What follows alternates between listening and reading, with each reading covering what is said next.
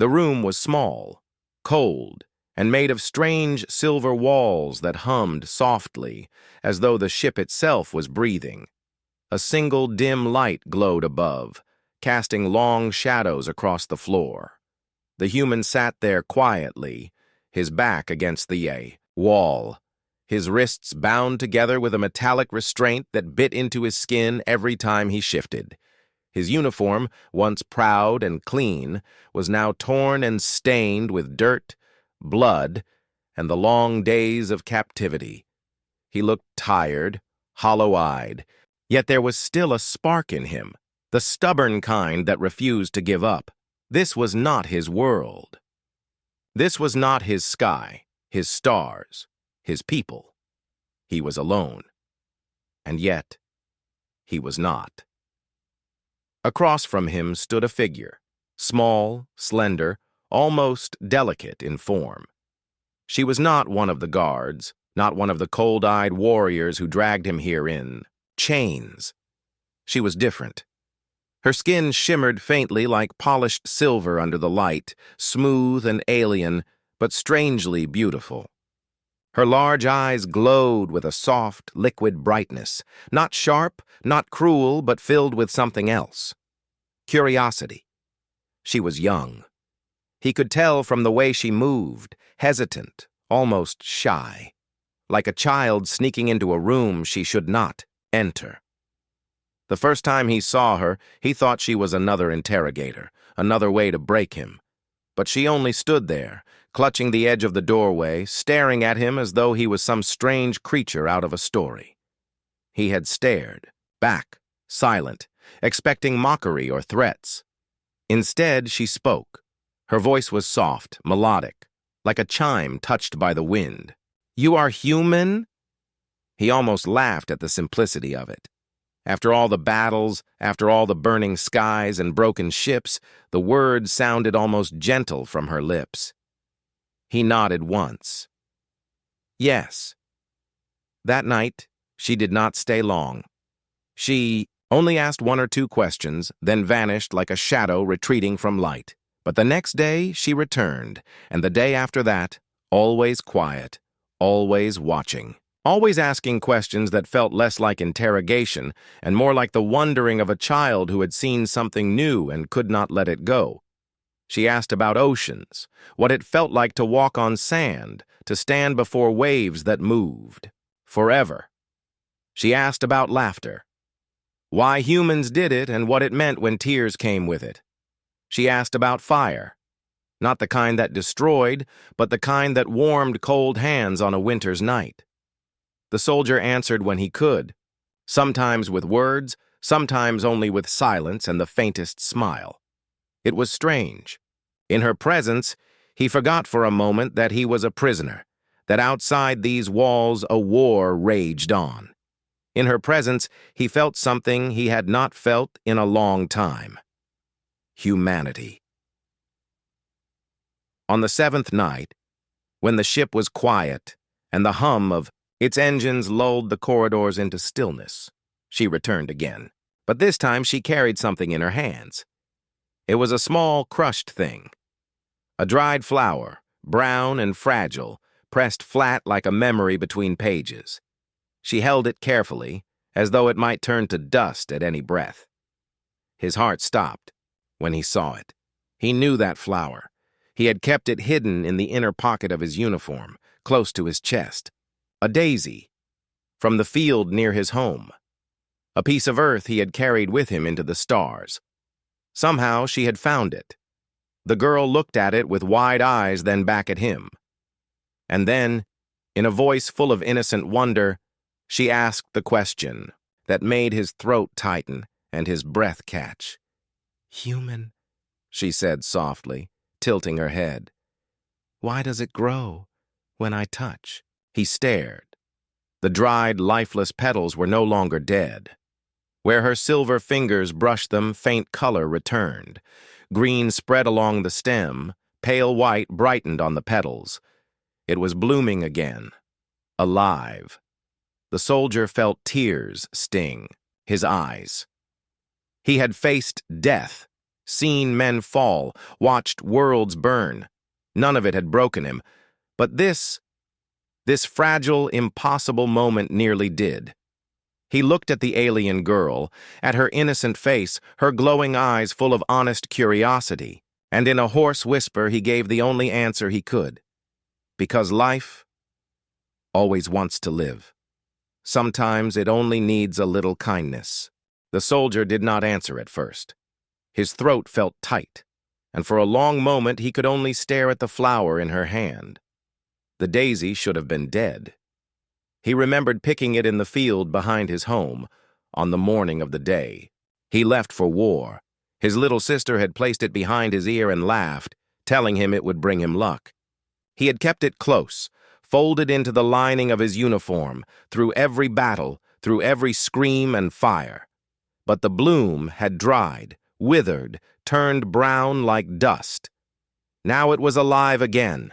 The alien girl's silver fingers held it so gently, as if she too was afraid it might crumble. Her wide, glowing eyes looked not at the flower, but at him, waiting for his answer.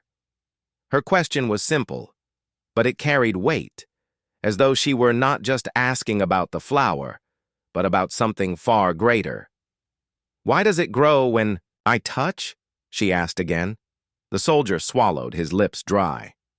"Because," he said slowly, his voice rough with emotion, life always wants to live. Sometimes it only needs a little help, a little kindness." The girl tilted her head, her silver hair shifting like liquid light.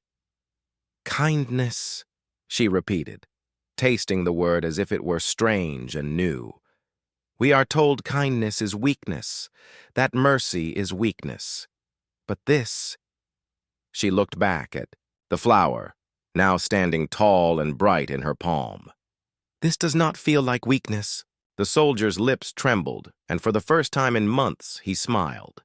It was faint, tired, but real. "It isn't weakness. It's strength. Greater than any weapon." Her eyes softened at his words. She sat down on the floor across from him, crossing her legs like a child listening to a story. For a while she said nothing, just studied the daisy in wonder. The silence between them was not heavy. It was warm, like the quiet of a safe home. Finally, she whispered, "When I touched it, I felt something. Like warmth, like the way the suns feel when they rise on my world. It is small, but it reached inside me." The soldier lowered his eyes. He could almost see her as human in that moment, not as the daughter of his enemy, not as an alien, but as a young soul who wanted to understand the world. He thought of his sister again, of the way she used to sit by his bed and ask endless questions about stars and soldiers and faraway places. He had left her behind to fight a war. Now here was another girl, from another world, asking him about life. It hurt, and yet it healed. "You felt hope," he said softly. "Hope," she repeated, like another new word. Her lips formed it slowly, carefully. "Is that what this is? Hope makes dead things grow?" "Yes," he replied. "Hope makes even broken things stand again. It makes men fight when they should fall. It makes flowers bloom when they should die." The girl looked at him with wide eyes, her expression a mix of awe and confusion. "And this is what humans carry inside them?" He nodded. "The good ones, yes." Her fingers tightened around the flower, but she was careful not to harm it. She sat silently for a long moment, and when she finally spoke again, her voice was quieter, almost trembling. "My people say humans destroy. They say you burn everything you touch. They say you will end us." The soldier closed his eyes. He could not deny it. He had seen the fire, heard the screams, felt the weight of destruction his kind had unleashed. "We fight," he said after a pause. "Yes, we fight hard, sometimes too hard. We burn when we must, but we don't fight because we love to destroy. We fight because we love what must be protected. Our families, Our homes, flowers in a field, laughter, hope. The girl's glowing eyes blinked, as though she had never heard such words before. She looked down at the flower again, alive and radiant in her hand. Slowly, she pressed it against her chest. "I think," she whispered. "I think my people are wrong." The soldier felt a lump in his throat. He wanted to reach out, to touch her hand, to tell her she was not alone in that thought. But his wrists were still bound and he could only watch. For the first time since he had been taken prisoner, he felt something stir inside his chest. Not just survival, not just stubbornness, but something brighter, something stronger. It was hope, and it had bloomed again, just like the flower in her hand. The days passed slowly inside the silver walls of the ship. For the human soldier, each hour felt like a lifetime. He had grown used to silence, to loneliness, to the thought that death would come soon. But then there was her, the alien girl, who kept visiting him in secret. She was the only voice, the only light, in the endless darkness of his captivity. At first, he had thought she came only from curiosity, like a child staring at a strange animal. But with each visit, he saw something more in her eyes. It was not just curiosity, it was hunger. A hunger for truth, a hunger for something her people had not given her. One evening, she sat across from him again, holding the daisy that still bloomed faintly in her hands. She turned it slowly between her fingers, watching its petals sway. Finally, she lifted her gaze to him, and her voice was softer than ever. "My people," she began, "say that humans are dangerous. They say you destroy everything. They say you are made of fire." The soldier looked at her, his tired eyes heavy but steady. He had heard the same words before, not from her people, but from his own enemies back on Earth. He could not deny them. He had seen cities burn, seen soldiers turn fields into ash. "Your people are not wrong," he said quietly. "Humans can destroy. We are dangerous when we are cornered. We fight harder than most. But do you know why?" Her head tilted slightly, silver hair falling like liquid light across her shoulder. "Why?" He leaned forward as much as his restraints allowed. His voice was steady, calm, carrying the weight of a man who had lived through fire. "Because we love. We fight for the things we love, not for destruction itself. We fight to protect what gives us meaning. Families, homes, laughter, little things like this flower." The girl stared at him, eyes wide, as if his words opened a door inside her mind. She pressed the daisy against her chest, holding it as though she feared it might be stolen away. "You sound not like a warrior," she whispered. "You sound like someone carrying light." The soldier almost laughed at that, though there was no humor in his eyes. He had been trained as a weapon. His hands had fired guns, thrown grenades, ended lives. He was no carrier of light. And yet, when she looked at him that way, he felt as if she saw something he himself had forgotten. "I am only a man," he said at last. "A man who misses home. A man who misses the people he loves. That is all." The alien girl was silent for a moment. Then she moved closer, sitting only a few feet away. She studied his face carefully, as though memorizing each line, each scar. "Your people, you are strange," she said, "so full of anger, and yet so full of warmth." He lowered his gaze. "Both can live inside us, anger and warmth, fire and water. That is what makes us human." Her glowing eyes softened, shimmering like pools of light. She reached out, hesitated, then let her hand hover close to his arm without touching.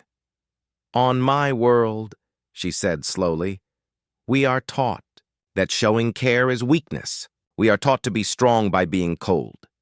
But when I am here, with you, I do not feel weak. The soldier raised his eyes to meet hers. Something inside him shifted. She was no soldier, no warrior, no enemy. She was a child of a world caught in war, just as he was. And though her skin was silver and her eyes glowed, she was speaking words that could have come from any human heart. The soldier woke to the sound of sirens.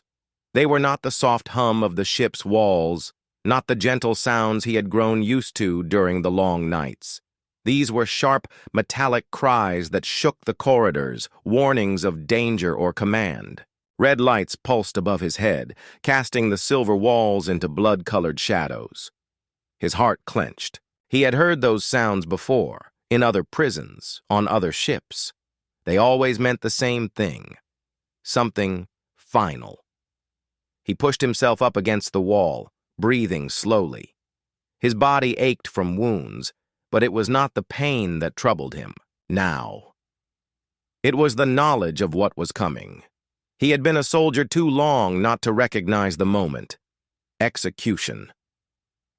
The door slid open, and for a breath he thought it would be the guards. But it wasn't. It was her. The alien girl slipped inside, her silver hair falling loose over her shoulders, her wide, glowing eyes filled with panic. She pressed the door shut behind her and hurried toward him, her small hands trembling. "They will take you," she whispered, her voice breaking. "They have decided you will not see another dawn." He looked at her, steady, calm, though his chest felt heavy. That's war. Her face twisted, as if the word hurt her. She shook her head fiercely, tears welling up in her shining eyes. "No. War is what they choose.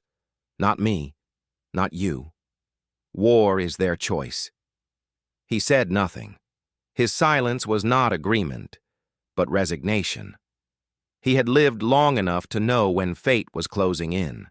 He had been ready for death many times before. But as he looked at her, standing there with trembling hands and a fire in her young voice, he felt something stir in him, not fear of dying, but sorrow at leaving this fragile connection unfinished. The girl's hands balled into fists. "I do not want you to die," she whispered, as though confessing a forbidden secret. "Not when you showed me what life means. Not when you gave me hope." He felt his throat tighten. He wanted to tell her not to cry, that she was too young to carry such weight, but the words refused to come. Instead, he just lowered his head and murmured, "Sometimes hope isn't enough." She froze at those words, then slowly lifted her hands. Energy shimmered faintly around her palms, soft blue light, alive and trembling. She stepped closer, her eyes glowing brighter, her voice urgent. "Then I will give you more than hope," she said. Before he could speak, she pressed her hands against the cold metal binding his wrists. For a heartbeat, nothing happened. Then he felt it, warmth, like the sun after a long winter, flowing from her touch into the chains. The metal groaned, hissed, and then shattered, falling to the floor with a dull clatter. The soldier stared at his free hands, disbelief flooding him. Slowly, he raised his eyes to her. You'll be punished for this." "I know," she whispered, "but I cannot let them break you." He searched her face. She was trembling, afraid, but there was a strength in her eyes that no fear could dim. She was risking everything, her family, her people, her future, for him, a stranger, an enemy. "Why?" he asked softly, the word heavy in the air. "Why help me?" Her lip trembled, but her answer was clear. "Because when I touched the flower, I understood. Growth is not for one world alone. If you carry that hope, if your kind carries it, then maybe we do not have to be enemies." The soldier felt a sting behind his eyes. For years he had fought, killed, survived. He had seen only hatred between their species. And now, here in the silence of a prison cell, An alien child had spoken words no general, no leader, no warrior had dared to believe. Hope. He stood slowly, his body weak but his spirit stronger than it had been in years. He looked down at her, this fragile, glowing child who had chosen kindness over fear. "Then let's try," he whispered. Outside the cell, the sirens still screamed. The war still raged, but inside, something had shifted. Not weakness, not surrender. Something stronger. It was defiance born from hope, and it burned brighter than any weapon ever could. The air inside the cell was heavy. The sirens outside still cried like wounded voices, echoing down the long silver corridors. The soldier stood with his wrists finally free, staring at the broken bindings at his feet. He should have felt relief, but instead he felt a storm inside him. He was free, but not truly. Not yet. The girl stood in front of him, her small shoulders tense, her glowing eyes searching his face. She had risked everything by breaking his chains. Her hands still shimmered faintly with the light of her power, and her chest rose and fell, quickly, as if she was afraid of what she had just done. For a long moment, neither of them spoke. Only the sirens filled the silence. At last, the soldier broke it. His voice was low, uncertain. "Why? Why do this for me?" Her silver hair fell across her face as she lowered her gaze. She held the daisy in her palm again, the fragile flower that should have been dead but now glowed faintly, stronger than before. She looked at it, not at him, as if the answer was written there. "Because when I touched this," she whispered, "I learned something. Life does not belong to one people alone. It is not only for mine. It is not only for yours. It wants to grow everywhere, across all the stars. And if I let you die here, if I let them break you, then maybe I kill that truth too." Her voice trembled, but she forced herself to lift her head, meeting his tired eyes. "I cannot do that. I will not." The soldier's chest tightened. He had fought through countless battles, seen comrades fall, faced enemies with fire and steel, but never had he felt a burden as heavy as the one her words placed on him now. She was only a child by her kind's measure, yet she carried wisdom, heavier than war itself. He took a deep breath, his voice rough. "If I escape, the war will go on. More will die. Your people. My people. Maybe even you." Her small hands tightened around the flower. "Yes," she said softly, "the war will go on. But if you die here, then nothing changes, nothing grows. At least if you live, something might." The soldier turned his gaze away, staring at the walls that had been his prison. He could already imagine the escape, the running, the fighting, the endless war waiting beyond. A part of him wanted to stay, to let it end here, to let the execution take him, to spare himself the burden of more blood. But when he looked back, at her, standing so fragile and so strong at the same time, he knew he could not. She had given him her choice. Now he had to make his own. He stepped closer, lowering himself slightly so their eyes were level. His voice was softer than she had ever heard it. "You could be punished for this. You could lose everything." Her lips trembled, but she did not look away. "I already made my choice when I touched the flower. If it can bloom again, so can you." The soldier felt something break inside him, not in pain, but in release. A dam of bitterness and weariness cracked, and for the first time in years, he felt something pure rush through him. Not just survival, not just duty, but belief. Slowly, he reached out and placed his rough, scarred hand over her small silver one, the one holding the daisy. His hand dwarfed hers, but he held it gently as though she was the only fragile thing left in the universe. "You've already given me more than freedom," he whispered. "You've given me a reason." Her eyes shimmered, and a tear slipped down her silver cheek. She did not wipe it away. Instead, she nodded once, firmly. The sirens outside grew louder, closer. They had little time. The soldier released her hand and straightened, his jaw set, his eyes sharp again. But this time his strength did not come from orders or anger. It came from her. "All right," he said. "Let's try to change something." The girl took a step toward the door, her back straight, her small figure filled with a courage that seemed far too big for her frame. "Follow me," she said. "I know the way." And as he followed her into the red-lit corridor, the soldier realized that for the first time in his long, bloody war, he was not just running to survive. He was running toward hope. The corridor outside the cell was bathed in red light. Alarms echoed through the ship, deep and constant, like the heartbeat of some great beast. The soldier stepped out carefully, his body tense, every sense alert. For the first time in days, maybe weeks, his hands were free. But freedom meant nothing without a path. The alien girl moved quickly beside him, her bare feet silent on the smooth floor. She seemed too small, too fragile, to be leading him through the belly of a warship. Yet her eyes burned with quiet resolve. And every turn she took was confident, as if she had walked this path in her mind 100 times before.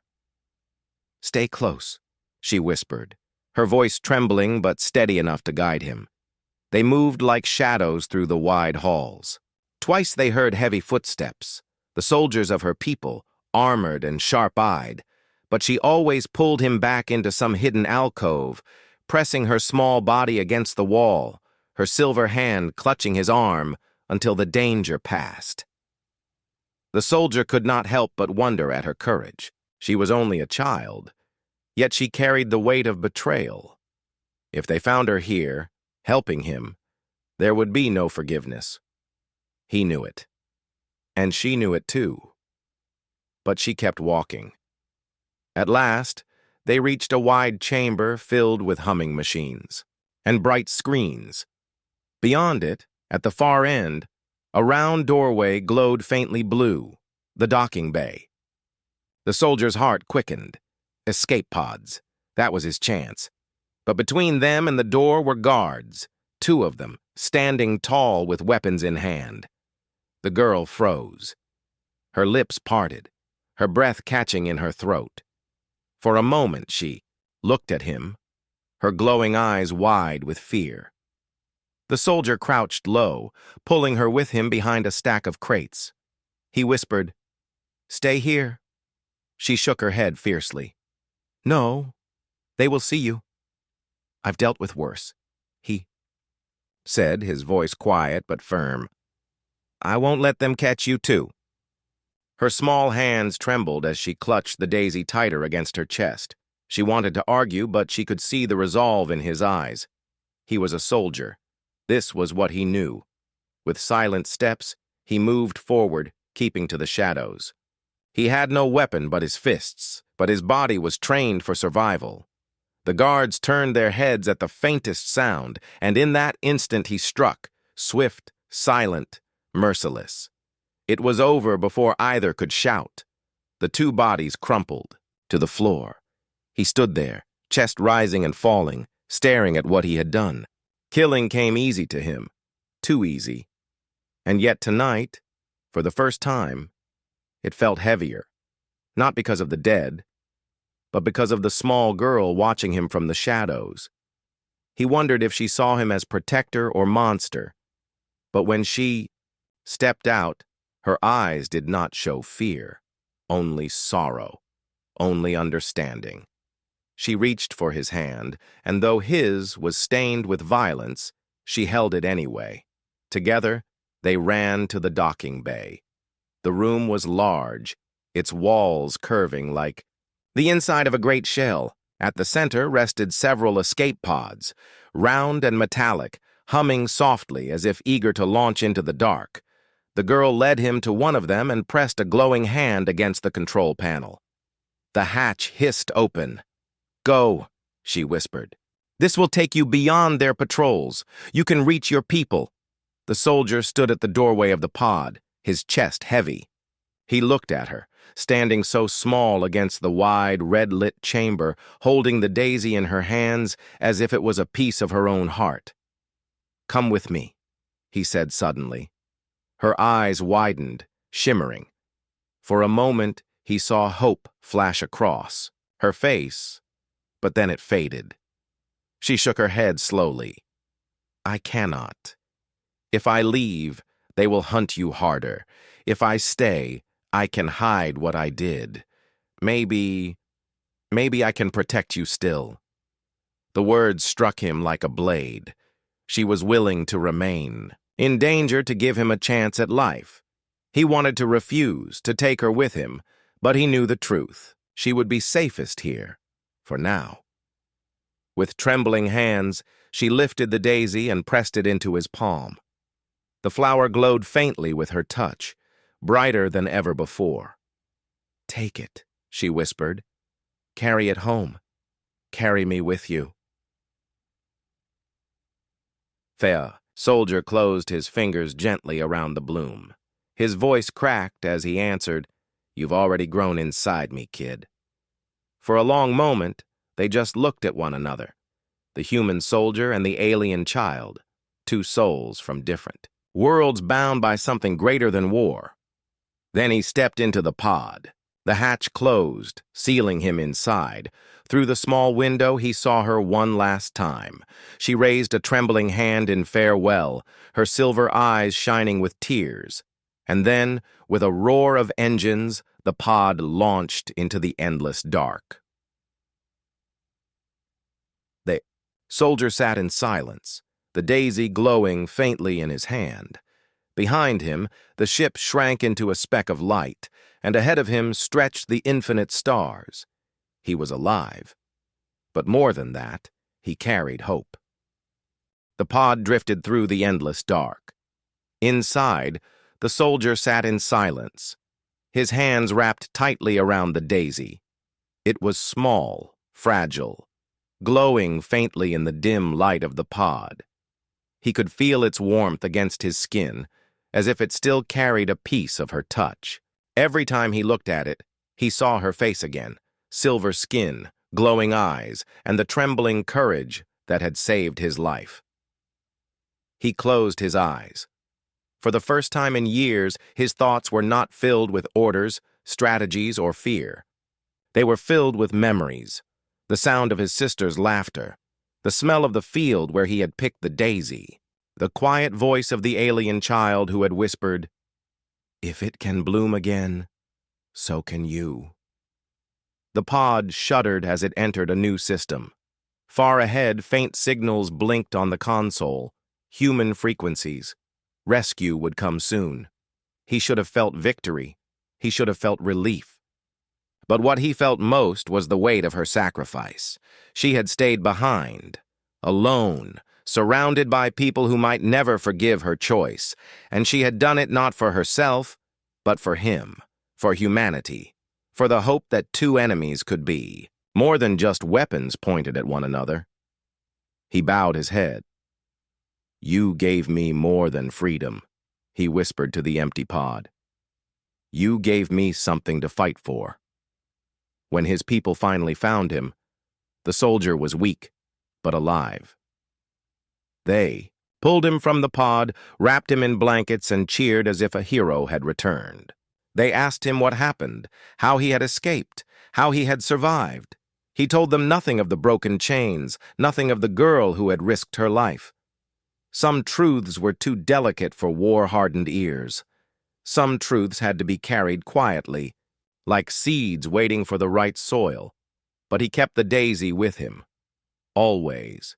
Days turned to weeks. The war still burned across the stars, battles fought and lost, victories claimed and mourned. The soldier fought again, but something in him had changed. He no longer raised his weapon with empty hands. He carried hope with every strike and mercy in every choice. His comrades noticed. They said he had grown softer, wiser, harder to break. They asked him why. He only smiled faintly and whispered, "Because life always wants to live." One night, while camped beneath a ruined sky on a broken world, he pulled the daisy from his pocket. His comrades gathered around, staring at it in wonder. It was not dried or withered as it should have been. It was alive. Its petals glowed faintly, untouched by the ash and smoke of war. "How?" one of them asked, almost in fear. The soldier looked at the flower and then at the stars.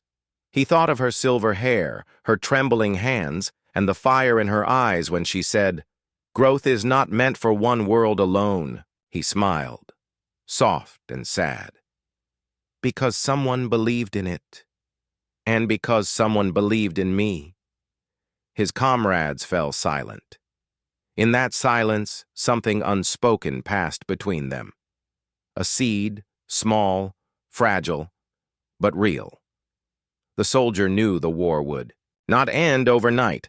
Hatred was not so easily killed.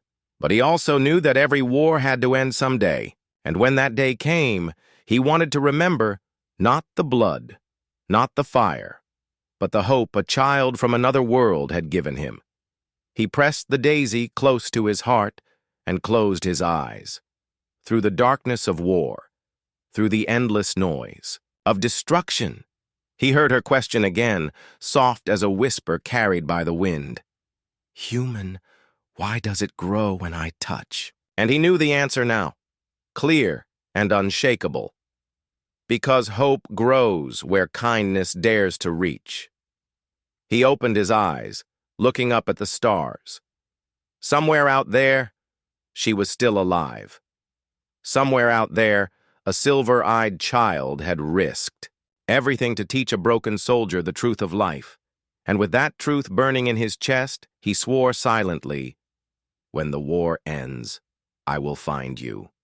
Until then, he would carry her gift, a flower, a memory, a hope, into every battle, into every choice, into every dark corner of the universe. Because humanity was not just fire. It was not just war. Humanity was the hand that made dead flowers bloom again.